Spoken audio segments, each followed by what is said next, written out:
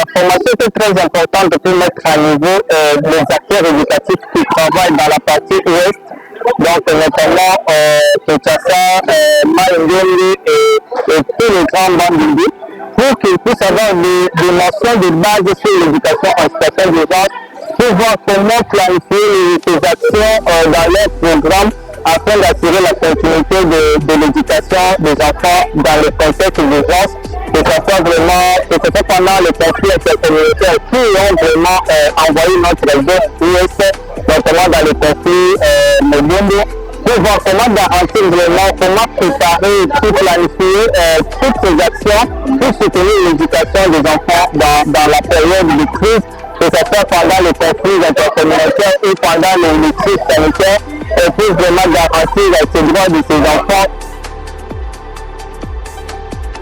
Formation très intéressante parce que c'est une remise à niveau de capacitation des staffs.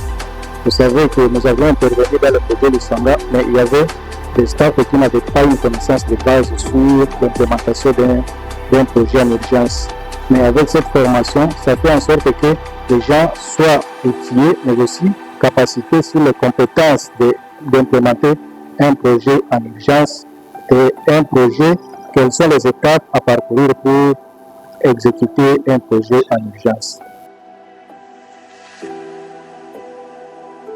C'est un atelier très important, étant donné que notre pays traverse une période de crise à l'est du pays et aussi actuellement avec GTT et Sud-Ouest, c'est-à-dire la partie ouest aussi est concernée actuellement sur les questions d'urgence. Et donc c'est pour nous un atelier qui arrive au bon port, c'est-à-dire ça arrive au bon moment pour nous permettre aussi d'agir dans la partie ouest de notre pays.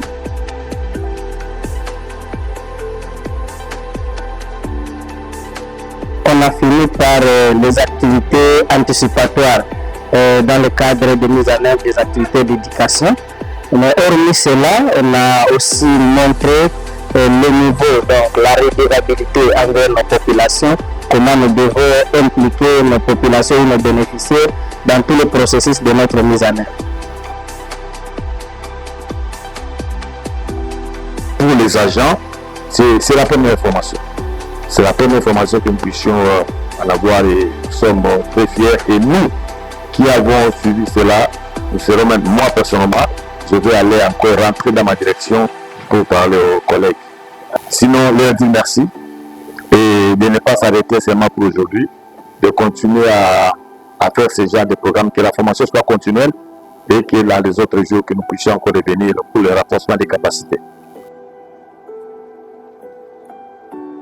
Moi, j'encourage et je pense très prochainement qu'ils vont continuer avec cette allure-là, de former, bien sûr, parce qu'on a besoin d'un renforcement de capacité sur certaines questions aussi, telles que l'éducation en situation d'urgence, au niveau de l'administration et d'autres sous-secteurs de l'éducation. Et je leur félicite et je leur demande vraiment de continuer aussi cette allure. On a tous besoin d'avoir une mise à niveau. Et par exemple, moi, je suis déjà point focal aussi de l'éducation en situation d'urgence au cabinet de Madame la Ministre. Je suis en train de suivre la question de près et c'est important aussi d'apporter cette information de d'autres sous-secteurs. Par exemple, j'aimerais bien que cette formation puisse continuer avec 3 sous-secteurs. Par exemple, la formation professionnelle, les SU, ainsi que le ministère des Affaires sociales, en fait, pour essayer en fait d'apporter ce message de plus haut niveau. On se ensemble de la formation s'est très bien passée. Les participants ont bénéficié d'un certificat très honorifique, ce que j'ai bien aimé.